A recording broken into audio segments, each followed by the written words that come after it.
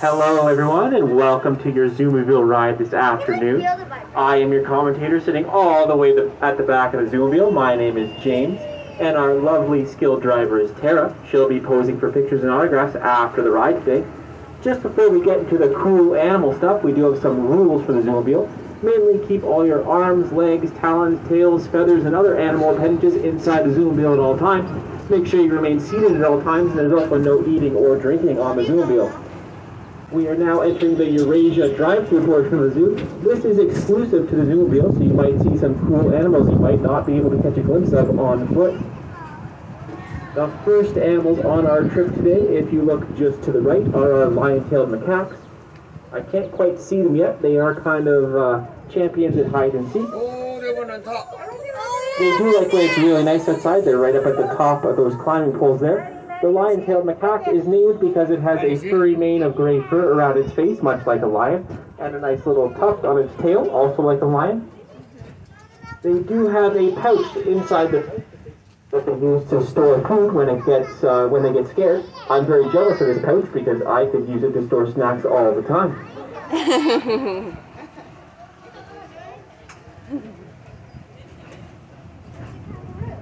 Coming up just to your left, I do apologize because there is some construction. I swear I see a crane. His name is Cedric. He is one of our ZOOMOBILE favorites. He loves the applause and the spotlight and the adoration. So if you just lean a little bit to the left and say, "Hey, Cedric," he might wave back. Hey, Cedric! Cedric the wattled crane is one of the largest and rarest birds in all of Africa. So even though this is Eurasia, Cedric doesn't mind. He likes his home. One of the reasons why Cedric is called a wattled crane is because of that wattle that's just underneath his beak there. If it is kind of long and relaxed, that means Cedric is in a great mood. If it is a little bit higher, it means he's a little grumpy, but never fear, I've never seen Cedric in a bad mood. While we go around this corner to the right, I'm just going to go over the ZOOMOBILE rules again, because momentarily we will be entering an open exhibit, meaning we'll be sharing space with some animals. So again, please keep all arms and legs inside the ZOOMOBILE at all times, no standing up, and especially no feeding the animals or touching them if they come close. If you do happen to drop some of your personal belongings or one of your children, please wave your arms and get my attention and they will be retrieved. If you wish not to get your children back on the ZOOMOBILE, you can just leave them and we will train them as ZOOMOBILE drivers. The bumps coming up are part of our cattle brake system. This is to dissuade some of the animals from leaving the drive-thru exhibit.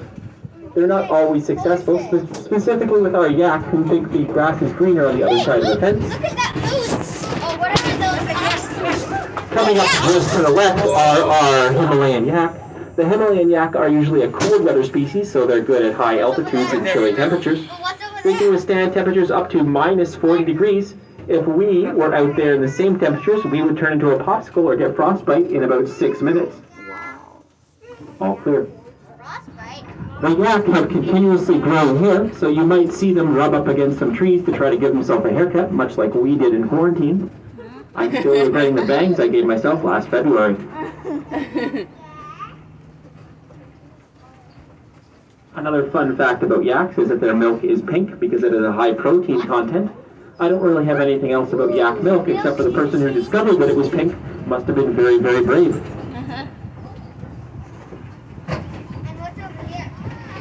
Looking forward to your left once again, we have our Kowalski's horses. They are also known as Pea Horses here at the Toronto Zoo, and everyone will know what you're talking about. The Pea Horses are a great example of conservation in action, because at one point there were 0 of them left in the wild. There was only about 13 of them left in zoos, so some zoos started a conservation program to try to repopulate the wild populations. It worked, and now there are several thousand back in the Gobi Desert where they belong. We also reintroduced them to the Chernobyl exclusion zone, yet no word on if any of the horses grew big, green, and angry. There are those horny guys. Just to the left again, against the back fence over there, are our West Caucasian Tur. They are a special kind of mountain goat. All the West Caucasian Tur in this exhibit are male. We have the females separated in another area in Eurasia. They only come together in the wild for mating. You can tell which Tur is the most dominant by the size of his horns. The last animal we have in this exhibit, also on the left, is our rare and terrifying and very vicious Canada goose. So we give them a wide berth. I agree. If you do happen to look around and see some barrels hanging from posts, or maybe something that looks like you would find it in a car wash, that's what we call animal enrichment. Animal enrichment are toys or other things we give the animals where they forage for their food. It makes the animals very happy because it's something they can use to exhibit their natural behavior. Coming up again is another cattle grate and another gate while we exit the Eurasia drive-thru. While we wait for this gate to open and close, you guys are at my mercy for some terrible animal-themed humor. First off, what do you call a pig that does karate? A pork chop. What kind of key opens a banana? That would be a monkey.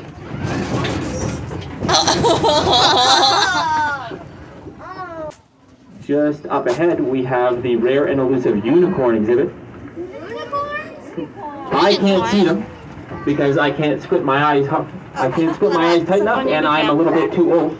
If you do see a unicorn, raise your hand because I might have to call the doctor. Just to the left and right up here, we have a river that runs through the zoo down to Weston Pond in the Canadian domain. This river is home to some trumpeter swans. Although the trumpeter swans aren't an official part of the zoo, they've been living here unofficially for many years. This is a big deal because the trumpeter swan is an endangered species, so anytime we have trumpeter swans making more trumpeter swans, that's a win.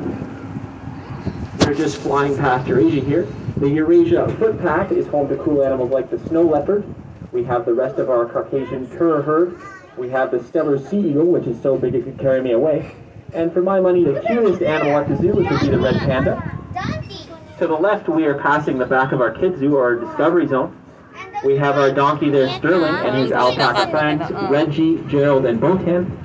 I heard them talking the other day, and Sterling the donkey said to Botan, "I think we should go on a picnic." And Botan said, "All right, I'll pack a bag." Up ahead, just to the right, is our Amur tiger exhibit. Our female Amur tiger, Maisie, just gave birth to a baby cub, which is a big deal because Amur tigers are very endangered. The cub's not out for public viewing right away. She's got to grow a little bit bigger, but she is growing very fast because Amur tigers are the largest species of cat, weighing in at over 700 pounds.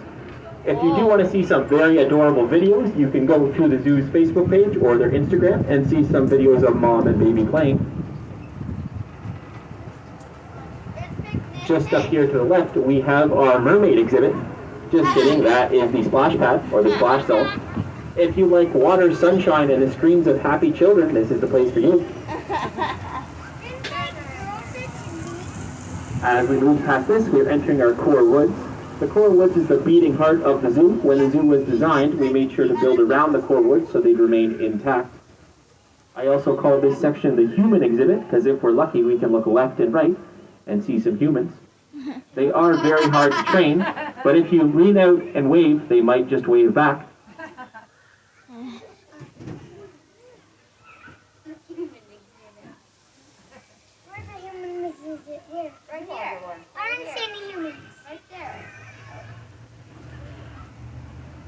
Continuing on through the core woods, we do pride ourselves here at the Toronto Zoo to keep the core woods as natural as possible.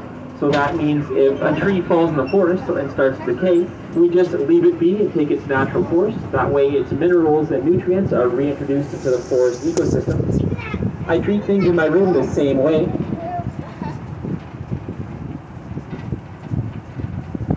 The core woods are home to many different wild animal species that make their home here in Ontario.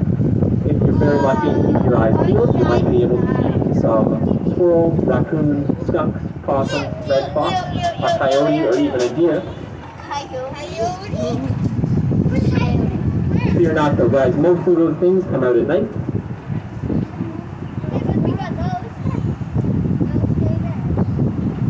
If we look up through the trees to our right, we kind of get a behind-the-scenes look at our Sumatran tiger exhibit. Fear not, if you don't catch a glimpse of the Sumatran tiger, they are much more easily viewed crossing the Indo-Malaya footbridge.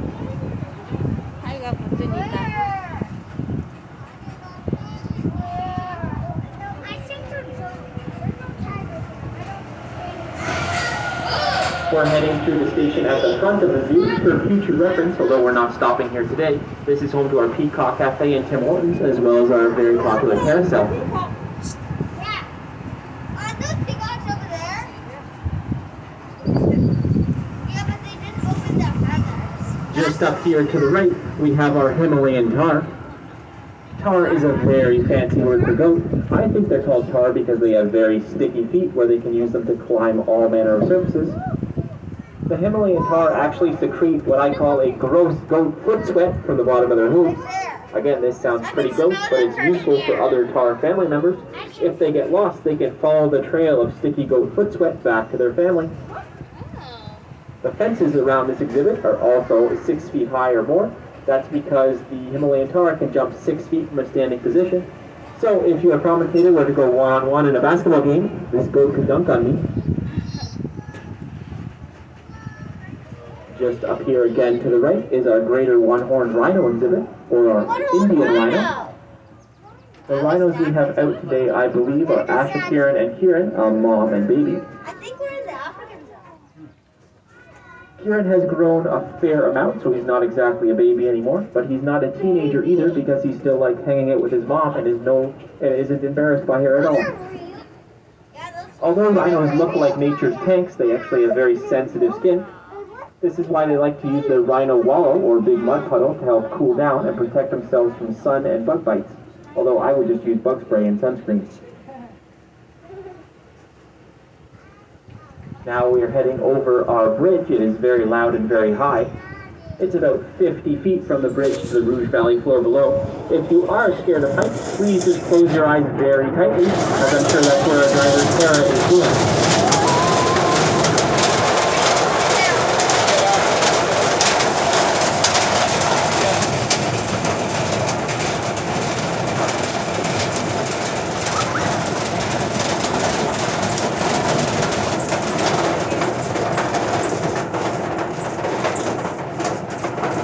Coming up just ahead, if you're from Toronto, you might find this scene familiar. It is construction. Although the zoo is very happy for this construction because it is the future home of our outdoor orangutan exhibit. So hopefully someday soon you'll be able to come back and see an orangutan, which means old man of the forest, swinging above your head.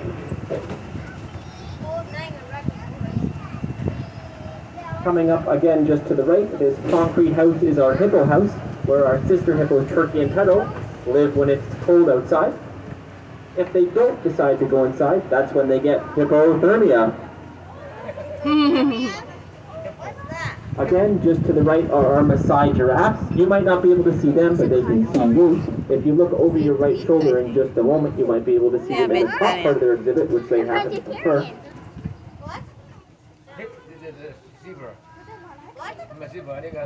The Maasai giraffe is the tallest animal on planet Earth.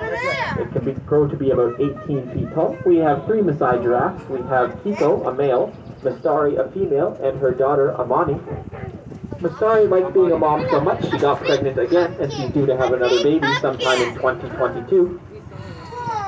The gestation period for giraffes is 15 whole months, much longer than a human gestation period. When the giraffe is born, it does have a rather rude awakening as it falls 6 feet to the ground below. As I mentioned before, the zoo is in the Rouge Valley and surrounded by many different creatures. Although the zoo is home to many plants and animals, we like to care for the creatures outside of it as well. That's why we take part in many conservation efforts here in the Rouge Valley. One of these efforts is our Blandings Turtle Relocation Program, or Head Start program, and that we collect Blandings turtle eggs that might not have a chance to survive and grow the turtles until they're about 2 years old. This makes them less bite-sized and gives them a better chance for survival. Where? Just this year, we released 48 Blandings turtles back into the Rouge Valley, which is a big deal because all turtle species in Ontario are endangered.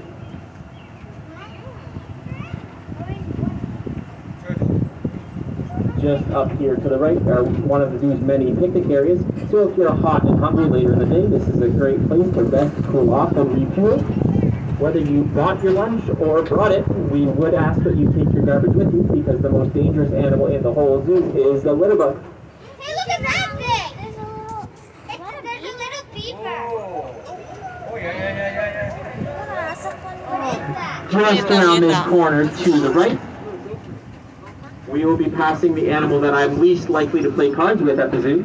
That would be the cheetah. These cheetahs are notoriously hard to spot and pretty shy, so if we don't see them in a moment, you can see them by going on the walking path of the African savanna. Cheetahs are the fastest land animal on planet Earth. They can run up to speeds of 110 kilometers an hour, which is much faster than a zoomobile can go. They are specially built to be runners of the African savanna, as they're the only cats that claws don't retract. They also have very big nostrils and lungs and hearts to help keep them going, although they can only keep this top speed for about 30 to 40 seconds. The cheetah is not the fastest animal on Earth. That would be the peregrine falcon, for anybody who didn't know. The peregrine falcon can reach speeds of up to 300 kilometers an hour in a dive. A whole dive.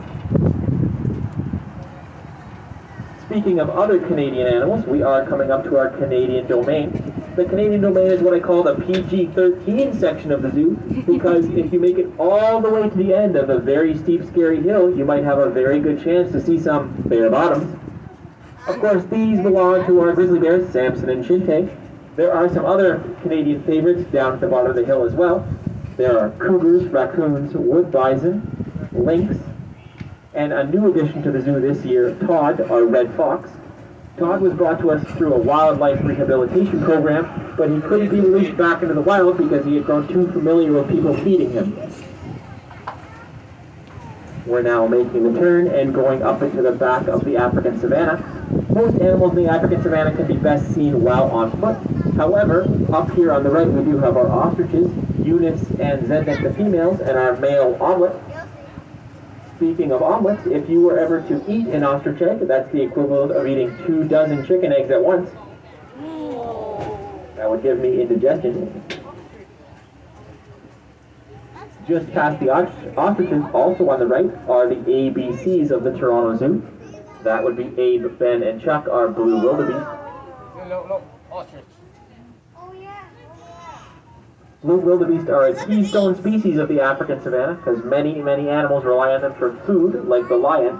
Or if you're a grazing species like an antelope or zebra, you follow the wildebeest around, looking for water. This is because wildebeest have the unique ability to smell water and follow rain, so they kind of lead the other grazing animals from waterhole to waterhole. It's one of the largest migrations over Earth on planet Earth.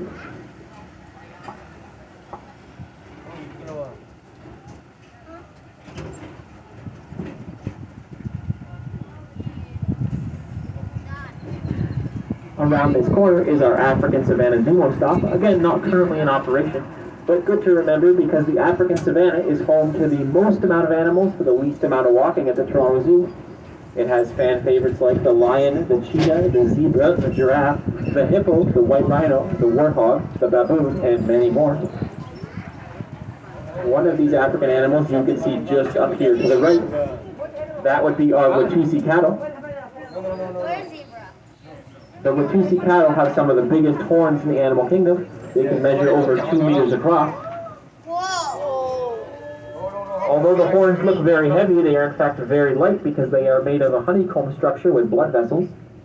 The Watusi use this structure basically as an air conditioning unit.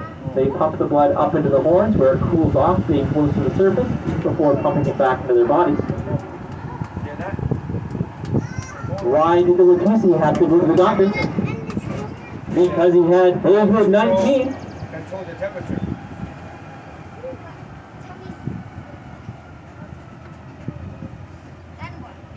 Just up ahead to the right, if you have very sharp eyes, you might be able to look through the trees and see one of our old monorail stations. Although the monorail is no longer in operation, we do use it as a storage facility for browse in Blue Barrel.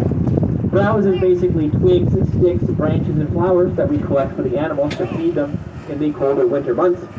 This gives them a more natural selection for their diet if they're abrasive.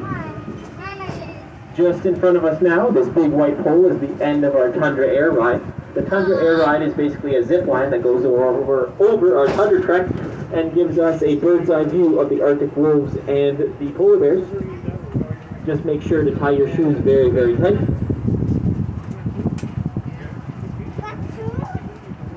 Down at the bottom of this hill on the right is the entrance to our Mayan Temple area. The Mayan Temple is home to jaguars, spider monkeys, and flamingos. First up on the right is the home of our jaguar Luca. Luca is a beautiful golden color with black rosettes. If you do look on the sign there, the jaguar also comes in a black variety. The black variety also has spots, but they're the same color as their fur because of what we call a melanistic condition. So basically just darker fur. I didn't see one of my sounds. Just past the jaguar is the spider monkey with their delightful prehensile tail. And past them is the flamingo with their pink feathers. Interesting fact about flamingos, they're not born pink, they are born kind of a white-gray. And it is the pigments in the food that they eat that gives them their amazing color. We've tried feeding the flamingos blue M&Ms, but it didn't work as they remained pink.